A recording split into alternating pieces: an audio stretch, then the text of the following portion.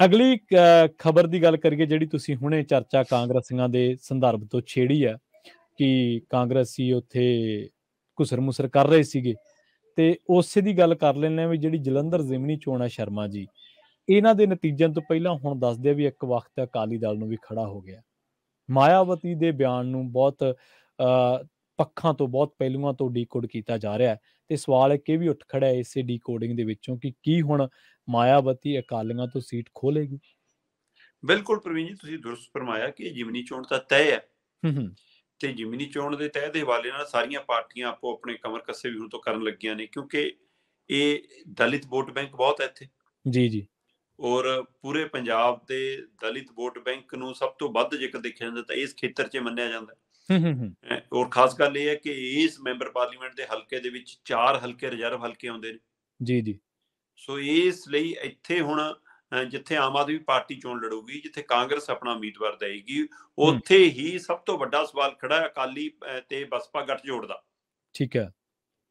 ਕਦੇ ਤਾਂ ਅਕਾਲੀ ਦਲ ਨੂੰ ਲੱਗਦਾ ਕਿ ਇਹ ਸੀਟ ਸਾਨੂੰ ਮਿਲ ਜਾਣੀ ਚਾਹੀਦੀ ਹੈ ਤੇ ਬੀਜੇਪੀ ਸਾਡੇ ਨਾਲ ਆ ਜਾਵੇ, ਕਿਉਂਕਿ ਬੀਜੇਪੀ ਦਾ ਜਲੰਧਰ 'ਚ ਠੀਕ ਠਾਕ ਰਸੂਖ ਹੈਗਾ। ਠੀਕ ਹੈ। ਉਹਨਾਂ ਨੂੰ ਲੱਗਦਾ ਕਿ ਸਾਡੀ ਵਾਪਸੀ ਦਾ ਰਾਹ ਖੁੱਲ ਸਕਦਾ ਜੇਕਰ ਅਸੀਂ ਇਹ ਗੱਲ ਸਮਝਾਉਣ 'ਚ ਬੀਜੇਪੀ ਨੂੰ ਕਾਮਯਾਬ ਹੋ ਜਾਈਏ ਕਿ ਆਪਾਂ ਇਕੱਠੇ ਲੜੀਏ ਤਾਂ ਆਪਾਂ ਜਿੱਤ ਸਕਦੇ ਹਾਂ ਜੀ। ਤੇ ਦੂਸਰੇ ਪਾਸੇ ਉਧਰ ਮਾਇਆਵਤੀ ਦਾ ਬਿਆਨ ਹੁੰਦਾ ਕਿ 2024 'ਚ ਅਸੀਂ ਇਕੱਲਿਆਂ ਲੜਾਂਗੇ, ਹੁਣ ਸੂਬਿਆਂ 'ਚ ਇਕੱਲਿਆਂ ਲੜਾਂਗੇ, ਸਾਡੀ ਵੋਟ ਬੈਂਕ ਨੂੰ ਖੋਰਾ ਲੱਗਦਾ, ਅਸੀਂ ਨਹੀਂ ਗੱਠਜੋੜ ਨਾਲ ਜਾਣਾ। ਪਰ ਪੰਜਾਬ 'ਚ ਠੀਕ ਰਿਹਾ, ਥੋੜਾ ਬਹੁਤ ਸਾਡਾ ਵੋਟ ਬੈਂਕ ਇੱਕ ਦੂਸਰੇ ਨੂੰ ਪਿਆ, ਪਰ ਬਾਕੀ ਥਾਵਾਂ ਤੇ ਨਹੀਂ ਹੁੰਦਾ। ਇਸ ਹਵਾਲੇ ਨਾਲ ਹੁਣ ਅਕਾਲੀ ਦਮ ਭਰੀ ਜਾਂਦੇ ਨੇ ਕਿ ਨਹੀਂ ਜੀ, ਸਾਡਾ ਗੱਠਜੋੜ ਨਹੀਂ ਟੁੱਟਿਆ, ਮਾਇਆਵਤੀ ਨੇ ਸਾਡੇ ਬਾਰੇ ਨਹੀਂ ਕਿਹਾ। ਤੇ ਸਵਾਲ ਇਹ ਹੈ ਕਿ ਜੇ ਗੱਠਜੋੜ ਟੁੱਟ ਜਾਂਦਾ ਹੈ ਫਿਰ ਕੀ ਅਕਾਲੀ ਅੱਡ ਲੜਨਗੇ, ਮਾਇਆਵਤੀ ਅੱਡ ਲੜੂਗੀ, ਬੀਜੇਪੀ ਅੱਡ ਲੜੂਗੀ ਜੀ, ਜੇਕਰ ਕਿਸੇ ਦਾ ਦੁਬਾਰਾ ਨਵਾਂ ਗੱਠਜੋੜ ਨਹੀਂ ਹੁੰਦਾ। ਜੇਕਰ ਇਹ ਗੱਠਜੋੜ ਕਾਇਮ ਰਹਿੰਦਾ ਜੀ, ਅਕਾਲੀ ਦਲ ਦਾ ਔਰ ਬਸਪਾ ਦਾ, ਫਿਰ ਕੀ ਸੀਟ ਅਕਾਲੀ ਦਲ ਲੜੇਗਾ ਕਿ ਬਸਪਾ ਲੜੇਗਾ? ਅਕਾਲੀ ਦਲ ਨੂੰ ਇੱਥੇ ਹੀ ਫਿਕਰ ਪਿਆ ਹੁਣ ਜੀ। ਅਕਾਲੀ ਦਲ ਨੂੰ ਲੱਗਦਾ ਕਿ ਜੇ ਗੱਠਜੋੜ ਕਾਇਮ ਵੀ ਰਹਿਣ ਦਾ ਅਸੀਂ ਰੋਣਾ ਤਾਂ ਰੋ ਰਹੇ ਹਾਂ, ਤੇ ਕਾਇਮ ਰੱਖ ਕੇ ਵੀ ਸਾਨੂੰ ਇਹ ਨੁਕਸਾਨ ਹੋ ਜਾਣਾ ਕਿ ਇਹ ਸੀਟ ਸਾਡੇ ਹੱਥ ਨਹੀਂ ਆਉਣੀ।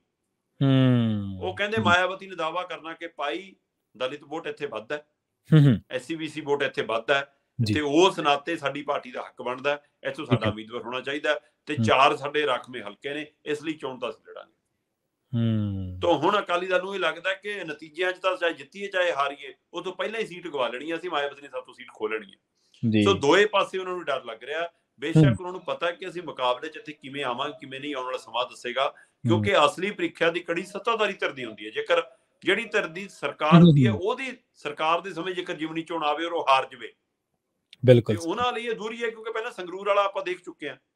ਤੇ ਇਸ ਮੌਕੇ ਕਾਂਗਰਸ ਦੇ ਅੰਦਰ ਤਾਂ ਇਹੋ ਜੱਦੋਜਹਿਦ ਹੈ ਕਿ ਉਹਦੀ ਪਤਨੀ ਨੂੰ, ਕਿਉਂਕਿ ਬੇਟਾ ਪਹਿਲਾਂ MLA ਹੈਗਾ, ਤੇ ਹੁਣ ਇਹਦਾ ਮਤਲਬ ਪਤਨੀ ਨੂੰ ਵੋਟ ਟਿਕਟ ਦਿੱਤੀ ਜਾਵੇ ਤਾਂ ਕਿ ਸਿਮਤੀ ਵੋਟ ਹਾਸਲ ਹੋ ਜਾਵੇ। ਪਰ ਉਹ ਤੋਂ ਬਿਨਾਂ ਕਈ ਦਾਅਵੇਦਾਰ ਹੋਰ ਵੀ ਹੈਗੇ ਨੇ ਜਿਹੜੇ ਕਹਿੰਦੇ ਨੇ ਨਹੀਂ, ਹੁਣ ਇਸ ਪਰਿਵਾਰ ਚੋਂ ਬਾਹਰ ਕੱਢੋ ਜਿਹਨੂੰ ਤਾਂ MLA ਮਿਲਿਆ ਹੋਇਆ। ਠੀਕ ਆ, ਅੱਛਾ। ਉਹ ਦਾਅਵੇਦਾਰ ਵੀ ਇਸ ਯਾਤਰਾ ਦੇ ਨਾਲ ਨਾਲ ਆਪਣੀ ਟਿਕਟ ਪੱਕੀ ਕਰਨ ਲਈ ਤੁਰ ਰਹੇ ਨੇ, ਰਾਹੁਲ ਗਾਂਧੀ ਦੀਆਂ ਮਿਹਨਤਾਂ ਕਰ ਰਹੇ ਨੇ ਜੀ।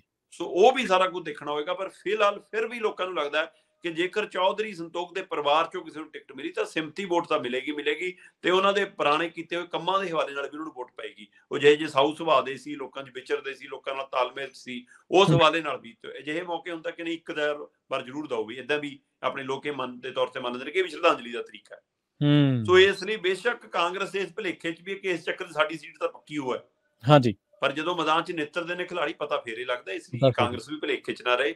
ਪਰ ਹਾਂ, ਅਕਾਲੀ ਦਲ ਨੂੰ ਇਹ ਮਤਲਬ ਕਿ ਇਹ ਜਿਮਨੀ ਚੋਣ ਲੜਨਾ ਇੱਕ ਨਵੀਂ ਪ੍ਰੀਖਿਆ ਦੀ ਘੜੀ ਚੋਂ ਲੰਘਣ ਵਰਗਾ ਹੋਊਗਾ ਕਿ ਕੀ ਉਹਨਾਂ ਨੂੰ ਟਿਕਟ ਮਿਲਦੀ ਹੈ, ਕੀ ਉਹਨਾਂ ਦੇ ਕੋਟੇ 'ਚ ਆਉਂਦੀ ਹੈ ਟਿਕਟ, ਜਾਂ ਇਹ ਮਾਇਆਵਤੀ ਨੂੰ ਤਾਂ ਖੋਹ ਕੇ ਲੈ ਜਾਂਦੀ ਹੈ। ਸੋ ਇਹ ਦੇਖਣ ਵਾਲੀ ਗੱਲ ਹੋਏਗੀ।